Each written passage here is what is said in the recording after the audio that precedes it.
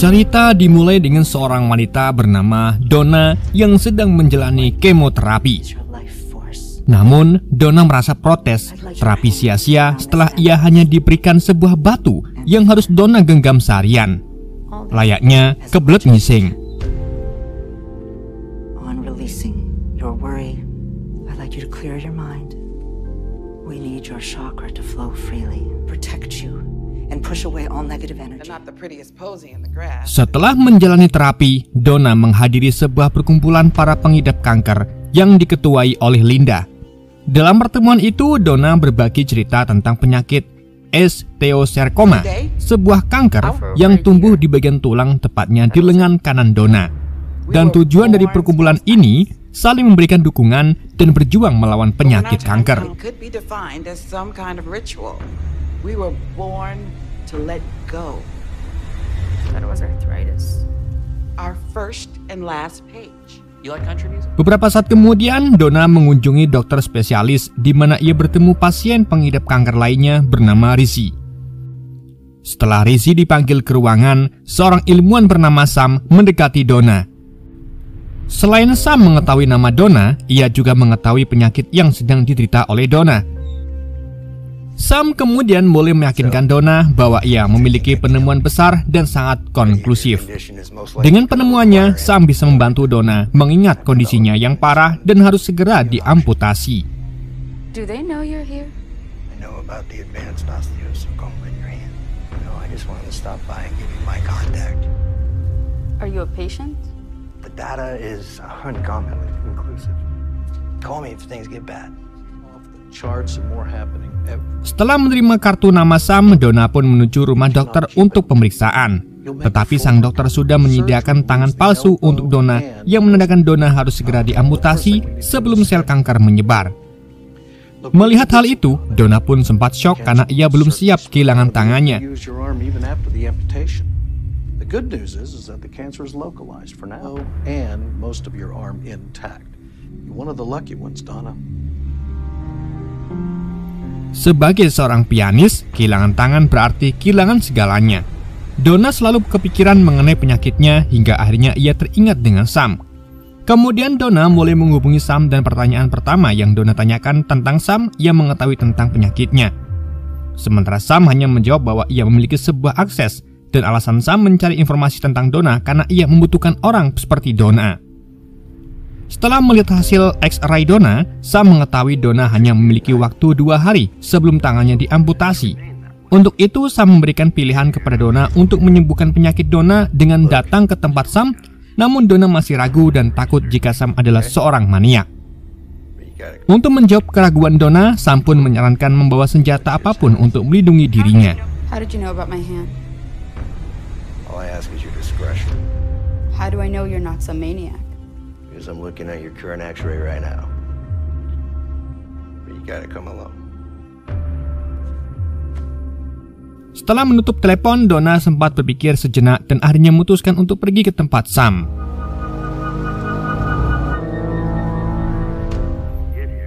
Di pagi dini hari, Donna pergi sendirian dan tibalah Donna di tempat Sam. Namun, Sam yang melihat Donna masih ragu menjelaskan sebuah alat pemiliknya bernama dislocator kuantum.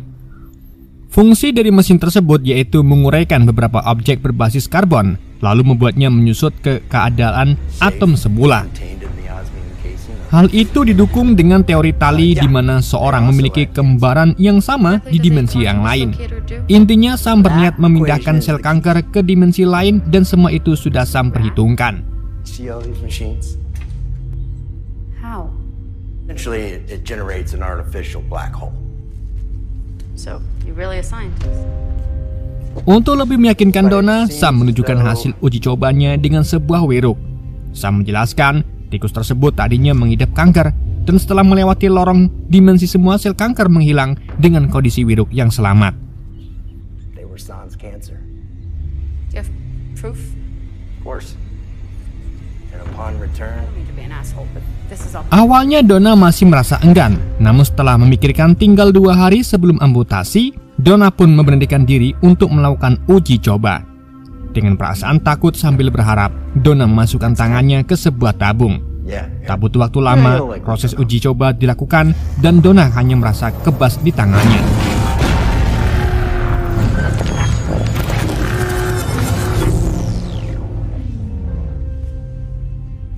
Setelah percobaan selesai, Sam meminta Donna untuk beristirahat dan menunggu hasilnya. Donna juga diminta untuk merahasiakan hasil uji coba ini karena apa yang dilakukan adalah ilegal. No, it's numb. So. We'll go home, get some rest.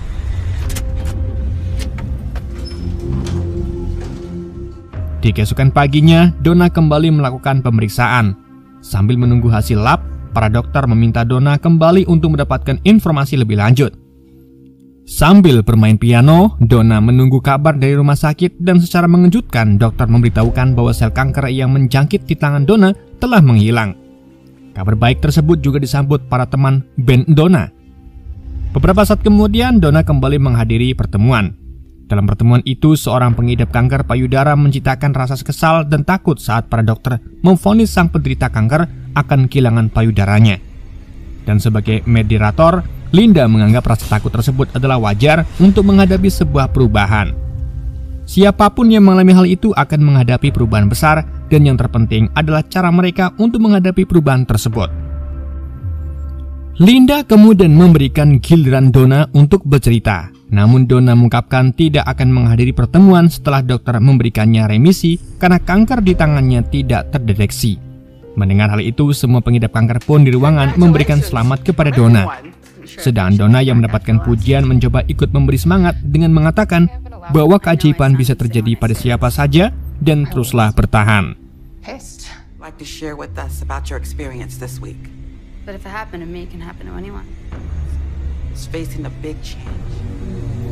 Setelah pertemuan terakhir, Donna mengajak Sam untuk merayakan kesembuhannya.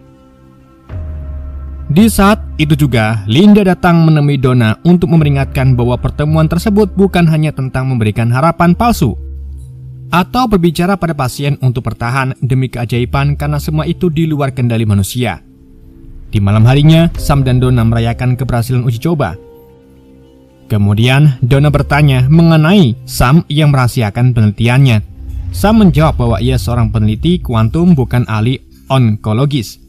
Hasil dari menghilangkan kanker adalah efek samping penelitiannya dan tujuan utama Sam bukan hal tersebut. Pertanyaan Donna berlanjut mengenai hal selanjutnya yang ingin dilakukan oleh Sam. Dan hal besar yang ingin dilakukan oleh Sam ingin mengukur perpindahan molekul yang terjadi. Mesin yang digunakan Donna sebelumnya tersimpan dalam satu unit jalur masuk dan jalur keluar, sehingga Sam kesulitan untuk menghitung perpindahan molekul yang terjadi. Untuk itu, Sam mempersiapkan dua alat yang bisa memindahkan objek besar yang salah satunya berada di tempat Sam. Untuk melakukan perhitungan, Sam menggunakan waktu Planck dan jarak Planck yang terjadi sekitar 1,5 Planck. Kalian bisa cari apa itu satuan Planck di Google. Poin pentingnya, Sam berniat menghitung perpindahan massa dengan kecepatan 1/4 detik dengan tujuan memindahkan sebuah objek. Sam berhasil melakukan perhitungan dan yang Sam butuhkan sebuah objek untuk dilakukan uji coba. Karena itu, Sam membutuhkan subjek pengidap kanker yang sudah menjamur ke seluruh tubuh atau stadium akhir. Hal ini dilakukan untuk jaga-jaga. Lagi pula beberapa percobaan berhasil dilakukan seperti para tikus dan Donna. Sam yakin semuanya baik-baik saja dan untuk objek yang dimaksud adalah risi.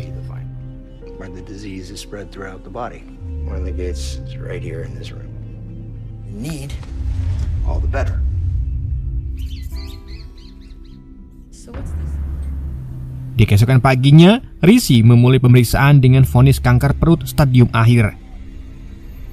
Dokter memperkirakan Risi hanya mempunyai waktu kurang dari setahun. Meski begitu, Risi tetap membuat orang terhibur dengan pekerjaan sebagai seorang komedian.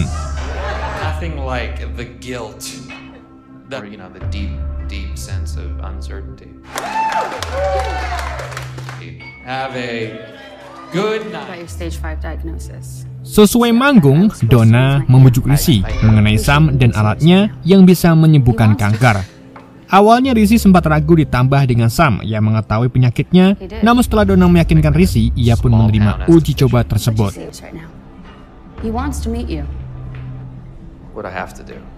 This guy with a machine. I need a drink. Because this actually works. You heard the doctors. Linda's Boutique, may I help you? Di keesokan paginya, Donna menghubungi Linda untuk meminta maaf atas omongannya. Linda yang mendengar hal itu mengajak Donna untuk berkunjung sekaligus ingin memberikan Donna sebuah bunga. Setelah Donna tiba, ia melihat foto anaknya dan dari situlah Linda bercerita tentang anaknya yang hamil muda dan membuat Linda menjadi seorang nenek. Namun kehidupan anaknya hancur karena ulah dirinya. Linda dipecat dari sekolah dokter hewan karena seorang pecandu alkohol. Tak hanya itu, demi membeli alkohol, Linda mencuri beberapa barang milik sekolah dan ketahuan. Masuk penjara setahun dan kehilangan hak asuh anak. Setelah 11 tahun Linda baru bebas dari rasa kecanduan, namun mendiagnosis Linda terkena kanker. Sebagai penebusan dosa karena membuat kehidupan anaknya sulit, Linda mencoba kesempatan kedua dengan membuka toko bunga. Nantinya toko tersebut akan diwariskan ke cucunya dan harapan Linda satu-satunya hidup selama mungkin untuk melihat cucunya tumbuh. Karena merasa iba, Donna pun mencoba mengenalkan Linda dengan orang yang bisa membantunya. Namun Linda sudah berhenti mencari keajaiban dan menolak tawaran Donna.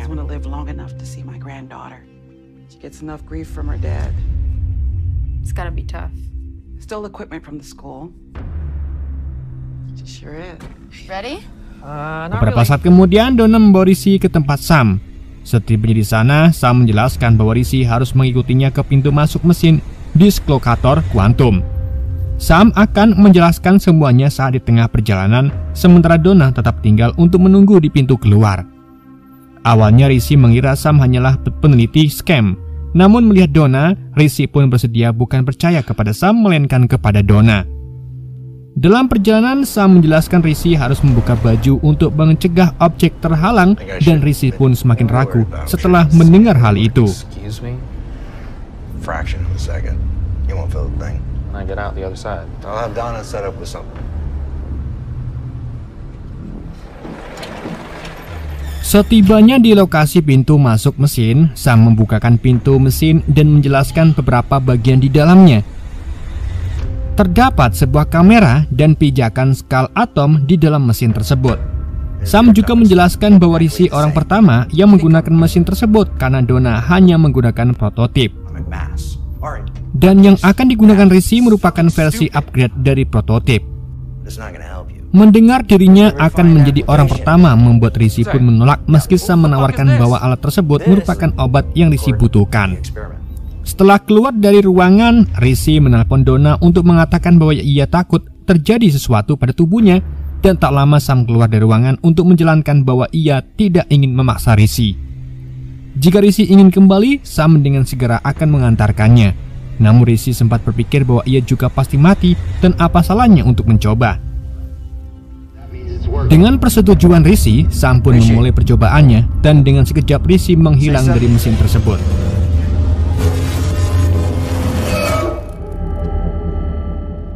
Setelah mesin dijalankan, Donna dan Sam menunggu di pintu keluar dengan perasaan cemas. Namun ada yang salah. Saat pintu keluar terbuka, yang keluar hanyalah darah beserta tubuh Rizzy yang menjadi aneh. Seketika Donna pun dengan histeris kabur dari tempat itu. Untuk menenangkan Donna, Sam pun menyuntikkan obat tidur, sedangkan untuk Rizzy, Sam memberikan suntik mati kepadanya.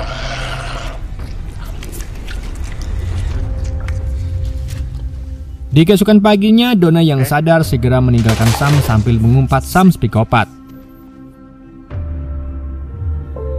Beberapa hari kemudian setelah hilangnya Rizzy, seorang detektif bernama Larson datang berkunjung ke rumah Sam.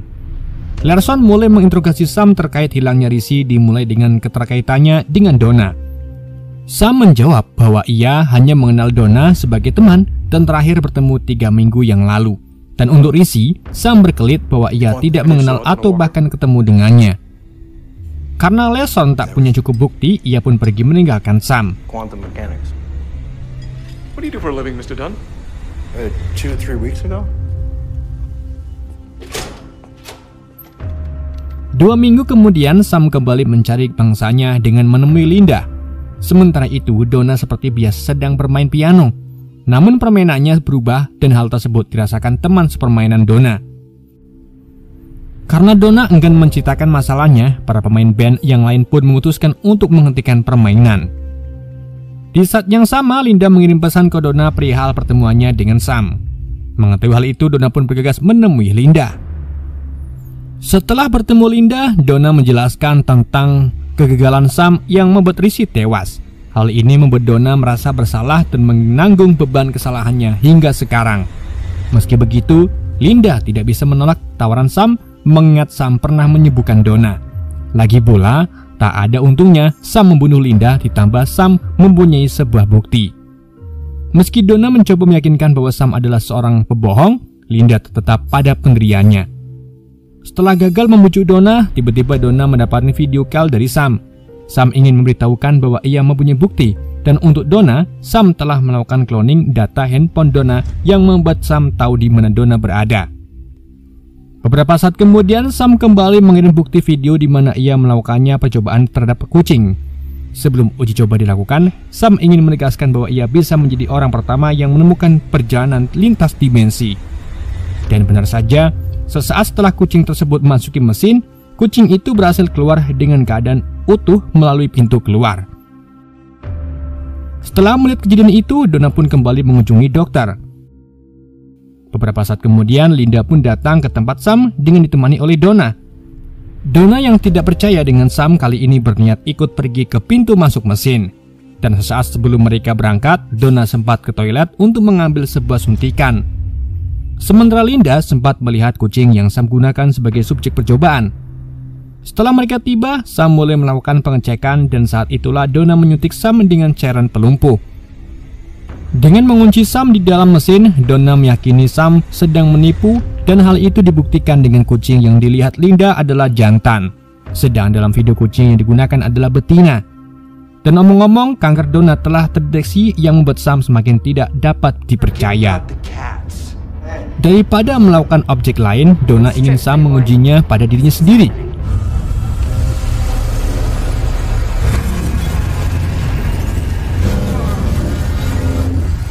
Sesaat setelah mesin dijalankan, Sam keluar dengan tubuh yang rusak.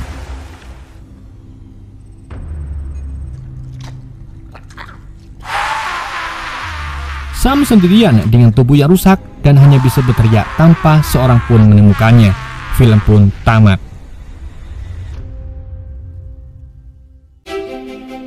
Oke guys, itulah alur cerita film The A-Frame. Semoga kalian terhibur dengan alur cerita yang saya bawakan.